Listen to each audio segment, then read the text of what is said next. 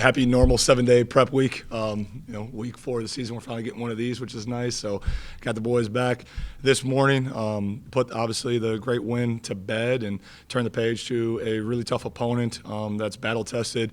Has played 2 Power 4 teams in Maryland and Mississippi State with Northern Illinois, Coach Hammock, and his staff run a great program.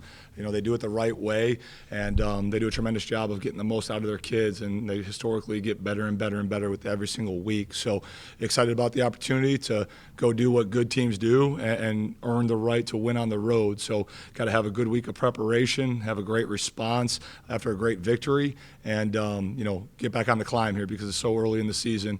Obviously, we got a lot of room to improve as well. Victory Monday really important for the mindset of the kids that have worked hard and haven't gotten a lot out of it? I mean, winning cures a lot of things, right? And so being able to have all the deposits that we've made, through the days and the years that we've been here now, right? The guys obviously stayed for a reason. They believed in what we're building, and Saturday night was a great return on that investment. So as good as that was, now we got to do a great job, again, putting our heads back down, putting the blinders on, and refocusing on the task at hand, because winning requires your best each and every single day. So there's been a lot of praise, there's been a lot of messages, there's been a lot of things that have been said, and as nice as that is, it doesn't matter. We got to go back out and we got to get better. Did you expect it to be as complete, considering what had happened prior?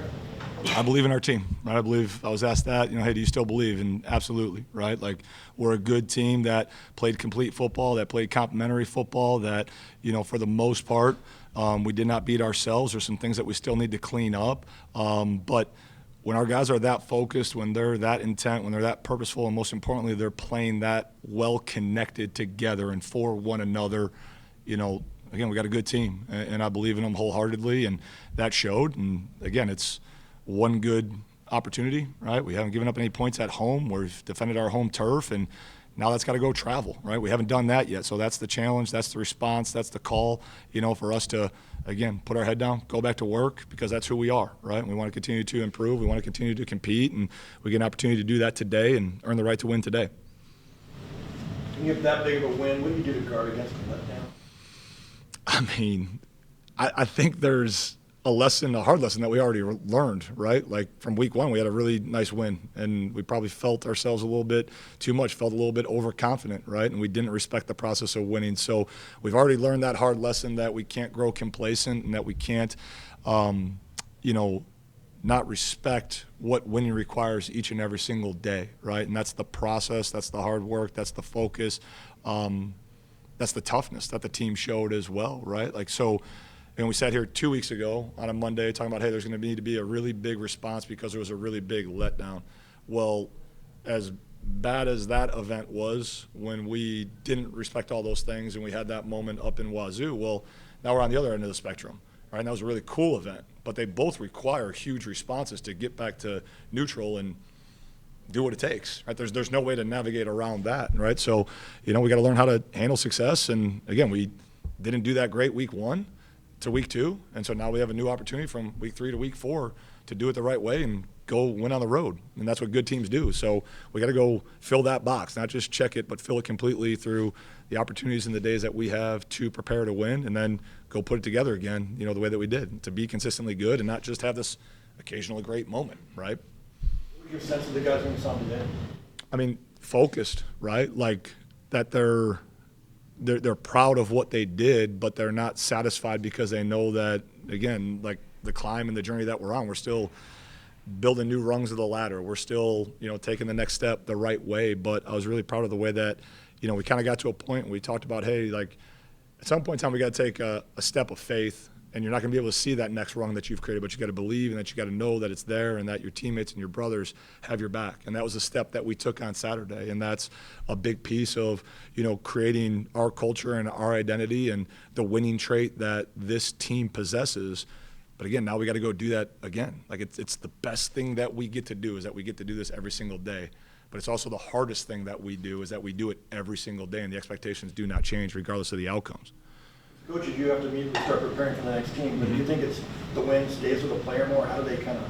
I mean, we talked about it after the game. Hey, you got 24 hours. Like, we're way past 24 hours, right? And if you don't respect that 24-hour rule and you listen to all the nice things that have been said, all the comments, it's like all that stuff, all the pats on the back today while they're on campus, like, you know, all of that starts swarming around and swimming around you like a bunch of barracudas in the water, right? Like, and you don't want to be in that situation, right? You want to be able to insulate yourself. You want to be able to, again, know that the opinions in the building matter. That's what needs to be most valuable. And the support that we receive from the student section, the way that they showed up, the support that we receive from the community, the way that they showed up, and again, the sense of pride, right, that everyone feels right now in the city because our football team did a really, really good thing, right? Like, that's all well and good, and that's what our expectations are. And everyone else can feel really, really good about it until we all get back together and have another party on Friday night when Colorado State comes to town. But there's work that we get to do. And in this, you know, family business that we're in, you're only as good as your latest performance, right? So that one was good, but we got another one coming. And as good as that last one was, we don't handle this one the right way. I was going to forget about the last one pretty quickly, and all they're going to know is the one that we just put down. Defense made it a street fight right from the get-go. Yeah. That was pretty impressive 4 quarters. Yeah, I mean, we wanted to establish our toughness, right? We've talked a lot about that as, you know, we've shown up and being focused, being accountable, being smart, being tough. And so, you know, we spent a lot of time over those 14 days of being emotionally tough and responding to all the things that have transpired, being mentally tough and winning the pre-snap, no matter how many snaps that was going to take, and then showing real physical toughness, that when we turned on the tape or those who were there, you know, you felt our pads, right? And it showed that those guys were playing together and willing to lay it on the line for one another, and I thought that showed up in the physicality of our play. I had a question about Chris Johnson. The growth from the middle of last season through where he is now and just the collective posse in the secondary. Yeah. Are you amazed at how that collective group's come together? I wouldn't say amazed. I'm impressed by their maturity, especially since as I started to play together, and as you alluded to, you know, the middle of last year, as they, you know, really kind of got comfortable with one another, the maturity that they've shown, the competitive maturity to respond from week 2 at Wazoo, where I felt like for as many talented guys as we have back there, the number of single-digit guys that play in our secondary, right, like those guys need to play well. And collectively, I think they put down their best game that we've had together, right? Obviously, Chris with the pick 6 and a lot of other ways that he impacted and influenced the game. I thought Delshawn Staley had one of his most complete games since he's been with us, and the refinement of his technique and the discipline of his eyes got better as the game went along. Eric Butler did a tremendous job and was as intently focused as I've ever seen him on the boundary to giving and receiving communication, and, you know, makes a play there early on the punt return that, you know, that's just a player making a play, you know, and doing things in a big-time way. And then obviously, you know, Bryce, and you guys talked to Dwayne after the game, like the impact that all those guys had collectively together and how unselfish they were to play their role and be tied into the plan was really, really impressive. Being able to get pressure with 4, not having to blitz as much, was that a big part of that game plan and why you guys were so successful?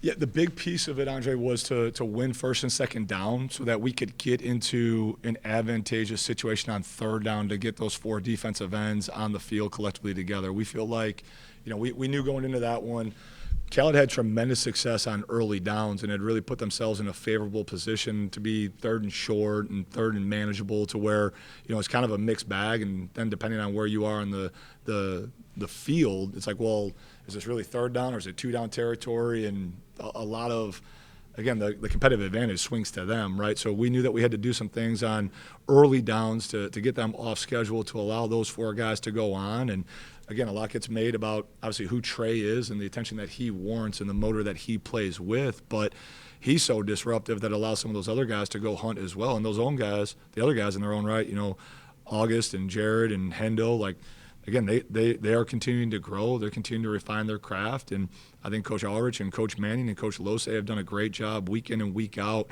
you know, really figuring out how can we not just, you know, scheme some things up for the sake of scheming it up, but how can we really get after these protections and apply the most pressure while not compromising the numbers, obviously, that we get to distribute and how we're going to distribute them. You have a new addition to the roster, Tatua Martinson. Yep. What did you guys like about him to put him and get him on the roster, and how's his progression Could we see him on the field sooner than later? Yeah, love his size, love his game experience. Obviously, knew of him from him being in conference play, and became available. And administration and the university did a heck of a job supporting us to be able to get him enrolled in class and onboarded onto our roster. And so he was kind of in limbo for the majority of the summer and obviously training camp until all this kind of sorted out. So he's trending the right way. He's tracking. He's really showing some heavy hands. We got to get his conditioning up a little bit, and get him caught up to speed with obviously the verbiage and the language of things. But hopefully here we can get him in the mix sooner rather than later. But to have another big body, right, like to again win the line of scrimmage, especially as we get deeper into the season, I think is going to be a real advantage to the depth of our roster to have him. After you guys have a game like you did in all three phases where you guys were really sound, what areas do you look to improve at going forward into Saturday? Yeah, I mean, all of it, right? Like you nitpick it, and the big thing about it always for us is you got to detach from the results and, really hone in, okay, how are we establishing and how are we getting to the end results, right? So I was pleased in a lot of ways with our physicality, with our fundamentals. There was still some things that, we need to clean up from a communication standpoint. It starts with the staff. Like we had to, waste 2 timeouts, one early after the explosive play because of a sub-package change and everything, and then one late defensively with a sub-package change. That needs to get tightened up so the kids can be in a better position to be successful. And then the on-the-field communication can continue to get better. And for as physical as we were, there's still moments that across the board in all three phases don't show up and reflect the resume of what we want to put on tape, right? And so you highlight that and say, hey, like that's not us, and as fast as possible we got to get that off of tape, right? And the things that are good, you want to really promote that within the program and reward guys for doing right. And what do you think about Jaden's progression over these 3 games, and where do you see him growing and what do you want him to get to? Yeah, I mean, I thought he was really, really efficient with the football. Again, his decision-making process was really good, and I think as he continues to take strides, that the down-the-field shots will continue to grow. We didn't ask him to do a ton of that, but obviously we hit the one that we did, which was huge because then they went from a whole lot of 1 high to 2 high, which opened up the run game, and then he did a really good job with, the RPO reads that we asked him to do. I thought the development of, his ability to run the ball was good to see. So there's tremendous room and growth for him. I mean, that was day 3 as a full-time starter, on the job, and thought he handled it well against a really, really good defense. You guys had over 31,000 there on Saturday. Yeah. Since last year, Hawaii was here. Just talk about that, how it impacted the team, and how do you keep more people coming? Yeah, I mean, it was, again, tremendous effort by the whole community, showing up and showing out, and by, again, ticketing, marketing, staff, I mean, everyone that are the behind-the-scenes heroes to make that happen, right? And I think everyone who was there, walked away with a tremendous experience, right, that they're going to tell everyone about and come back to. And we get to do it again, not this Friday, but next Friday. So I know there's a ton of stuff going on, but that needs to be where the party's at. That's the spot to be. We'll continue to get out in the community. We'll continue to engage. But, when you have a crowd like that, that creates an energy, creates a buzz that directly impacts the game. I mean, they had 3 or 4 pre-snap penalties that were a direct correlation to the crowd noise and the environment. I mean, a good number of those back-to-back occurred down near our student section. So it's like, man, come have fun, right? Like everywhere else in the society right now, like, hey, you're told to be quiet and, don't get too loud, don't be too rowdy. Well, come to the football game and make some noise and have a lot of fun with your friends and, enjoy some kids that are competing their tails off and, be proud to represent the city and our university. You crossed paths with Hammock multiple times. Yeah, he was actually a GA when I was a player at Wisconsin. Yeah, so our paths run deep with one another. Yeah, and then we've, battled. Shoot, the last time he kicked my tail in the MAC championship game. What did you think when his team beat Notre Dame in South Bend last year? Not shocking at all. It's what that program's done for a very, very long time, right? Like they are a hard-nosed, well-coached, high-discipline physical outfit, right? So they play the game the right way. I think he does a tremendous job valuing the right things, having recruited against him for, all those years to where he values high character. He knows what fits his scheme, and they do a tremendous job, developing their talent. So throw the records out, right? Like they win when they're at home. Like they have great pride in their program, and, it's going to be a tough place to go play. And I know they're going to give us their best effort, and we better bring ours. He's breaking in a really young quarterback. They have a history of pounding the ball would you expect NIU just to test your defensive front's manhood and just run it? I mean, it's, Coach Amick's a former running back coach, right? Like he likes to pound the rock. Yeah, I mean, that's the identity of who they are. So I think they're going to, test it early, test it often, and see if they can run it for sure. Is there anything about the game Saturday that you were not happy with or you didn't like the performance? Yeah, I mean, there's some mental stuff for where we are. Like we had the one flare screen to the back that, is a mistake that can't happen, right? Like in that situation where we're in a dominant position to where there's enough guys that are on the field that have great knowledge that, like, we're not doing that, right? And so there's some one-offs in that regard, but yeah, it's the life of the coach. You're never, you're never happy, and there's something to point at and say, stop doing that. Coach, you guys primarily play night games. This is a 12:30 kickoff, and the morning body clock for your guys. Are you doing anything different to prep them for that part of it? I mean, we practice every single morning. We're out on the field at 8:35 for a walkthrough, right? And we're rolling and going. I mean, so we get a good amount of work to where, whether it's the morning, it's the afternoon, it's the evening. But again, like we're talking about, hey, it's football players getting an opportunity to go football. So what time is it? You want to play at midnight? You want to go play on Mars? You want to play at noon in Antarctica? Like, put the ball down. Like, who's lining up? The Abominable Snowman. Cool. Like, anyone, anytime, anywhere. Like, this is what we train to do, So we'll adjust, like what we got to get done with the time that we're traveling out and when we kind of order our normal events on Friday in terms of meetings and walkthroughs and everything. But, our guys love to play ball, and so be it, right? It's a 2:30 local time kick, and all right, put the ball down. Like, let's play. What direction are we kicking? Where are we going? On the offensive side of the football, Jordan Napier received 10 targets last week. Do you look to continue the trend of feeding him? Yeah, he's one of our best receivers, if I'm not mistaken. I think PFF recognized him for the best wide receiver performance of the past weekend. He graded somewhere in the 90s, right? Like, so he's a kid that you give him targets, you give him opportunities, you give him the ball, generally good things are going to happen. He's shown that, over his time being here. I was also, more pleased with, again, the contributions that he had on special teams and the things that he does when he doesn't have the ball in his hands, right? I thought he did a tremendous job, and all the wide receivers in particular, of blocking on the edge. Again, like that was a major point of emphasis from coming out of Washington State, where I thought as a team we were not tough on the edge on both sides of the ball with block destruction and with our, perimeter blocking ourselves. And guys really took that to heart, and they changed their behavior. They changed their actions. So, yeah, Jordan's a good player. Again, like, he's a guy that we need to get touches so that he can impact the game in a positive way. Coach, NIU is giving up an average of 25 points a game. What do you see on film from them defensively as a unit, and then what players stand out specifically? Yeah, I mean, they're bringing in a new defensive coordinator, right? So you can tell that they're settling into their scheme, settling into their system, and again, they continue to get better and better and better. They've played really good people, right? That they've limited what they've been able to do. They're physical, they're playing fast, and you can tell the level of comfort each week.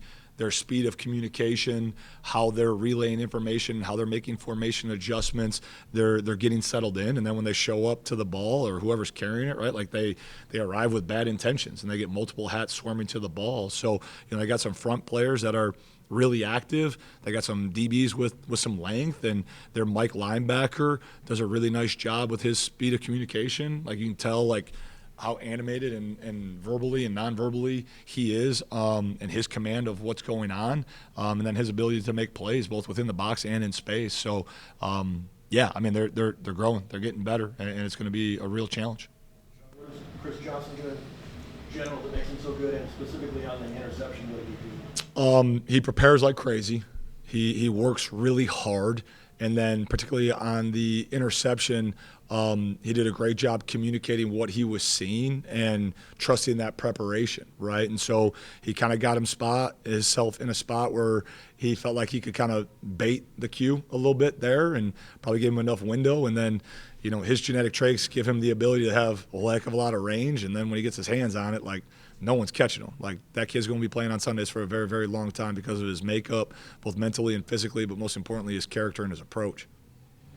Coach, the use of analytics is exploded the last 4 or 5 years in college sports, but especially in college football. Fourth down attempts, conversions are soaring.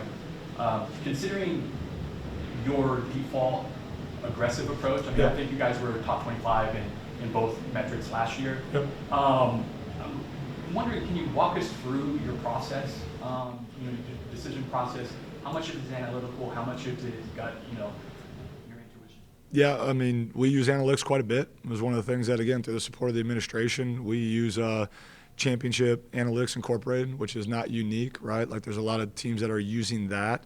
Depending upon the opponent, depending upon how we feel the game is going to be played, we work part of our weekly preparation with building out the game book, and so we make those decisions, going into each game, knowing how aggressive that we're going to be and where we're going to be in those spots and everything. So I was a little less aggressive this past week when the book said, hey, on a couple times we should have gone for 2, but I didn't want to give any sort of momentum back to the other sideline with the way that our defense was playing, as little as that could be, 1 point the other way. Like I've been in enough wonky deals, right, to like, hey, like we're going to be loyal to winning in that regard, and you go for 1 versus, hey, make it a 28-point game and it's 4 possessions. Like at that point in time, as you look up in the clock, again, like the rep from CIA is like, Coach, you need to, I'm like, I get it. Like the data says that, but my guys were telling me this, right? But we lean on that, and again, by personality, we cross the 50. Like we're going to be a little bit more aggressive in those ranges, in those areas as we go with it.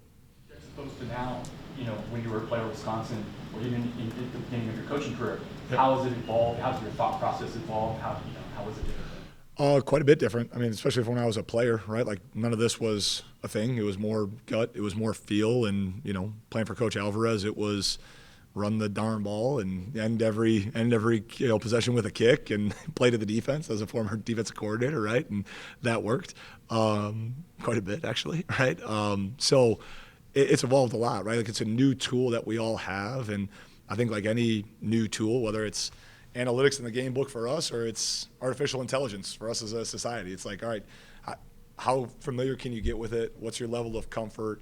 And what's the proper application where you're still staying true to yourself and what puts you and your team in the best position to win, right? So it's been a big part of my individual journey of adapting, evolving, and seeing how we can use that tool to help our team win. What's the binder on the sidelines? Who do you have to go to? Yeah, we got a couple guys. I mean, that man it and help us with it, right, on either side of the ball. So we divvy up that work, because that binder, as you guys have all seen, I'm like, all right, you seen the kid who like gets ran over, who's holding it, he's trying to get all his papers back in order with it all, right? Like it's that's a job, to say the least. What's the deepest you'd go on a 4th down, other than when it's you're chasing? I mean, yeah, so much of that is situationally driven, right? Are we talking like distance to gain or where we are on the field? Like, oh, I mean, we got enough body of work here. I've done some things now, right? I mean, like whether, we faked some punts last year when we were shooting our own 30s, if not 20s, if I remember properly, right? So, again, each game's unique, and, what's going to put us in the best spot to win. Week to week, is that also what you maybe spot on the defense where you can try it? I know they don't call it true.